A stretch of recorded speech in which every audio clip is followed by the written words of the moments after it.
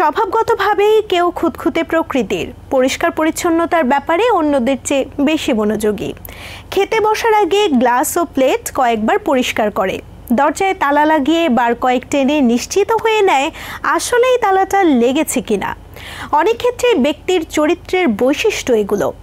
এই বৈশিষ্ট্য নিয়েই দিব্যি স্বাচ্ছন্দ্যে জীবন পার করা যায়, পরিবার, সমাজ, কাজ সবকিছু স্বাভাবিক রেখেই।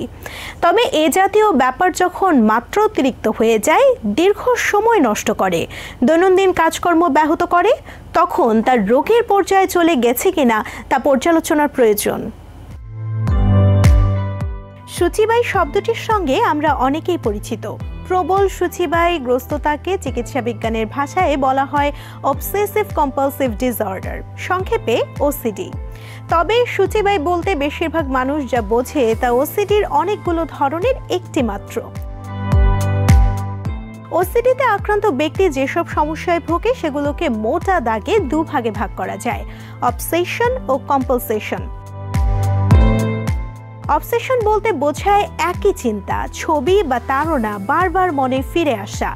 রোগাক্রান্ত ব্যক্তি বুঝতে পারে তার এই চিন্তা বা তাড়না অহেতুক, অতিরিক্ত, না চাইলেও চিন্তাটি তার মনে আসতে থাকে। নিজের মনের চিন্তা হলেও এর ওপর যেন তার কোনো নিয়ন্ত্রণই থাকে না।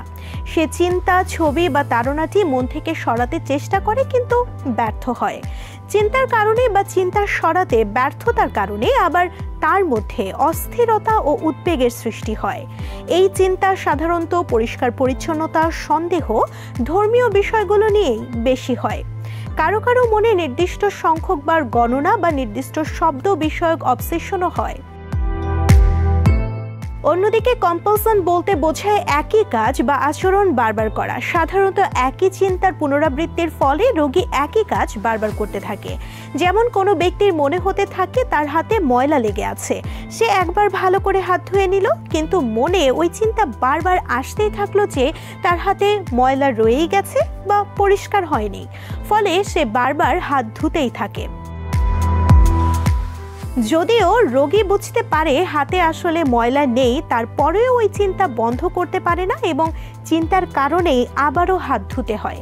এমনও দেখা যায় আক্রান্ত ব্যক্তি খাওয়ার আগে হাত ধুয়েই চলেছে লম্বা সময় ধরে। অন্যদিকে অন্য সবার খাওয়া দাওয়া কিন্তু শেষ।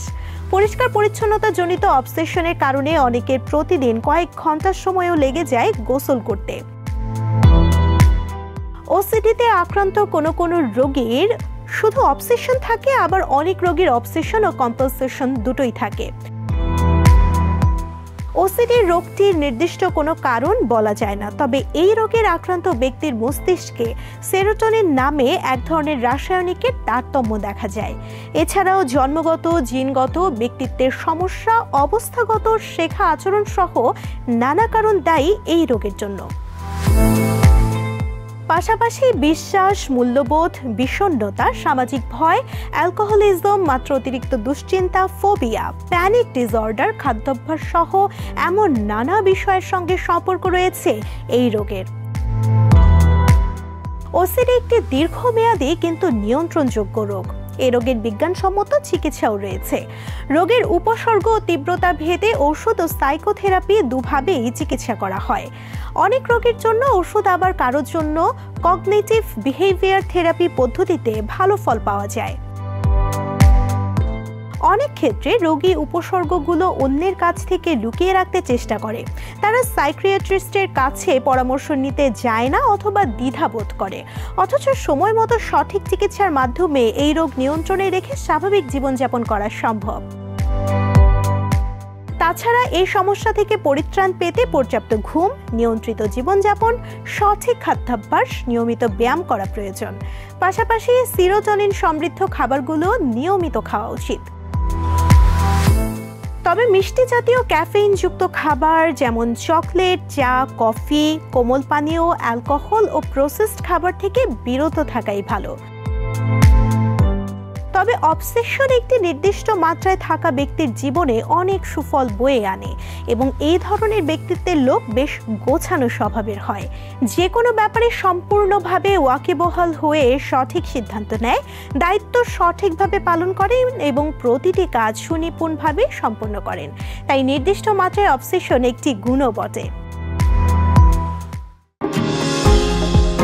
নিউ ইয়র্ক থেকে সম্প্রচারিত TVN 24 টেলিভিশন বিশ্বজুড়ে বাঙালির কণ্ঠস্বর।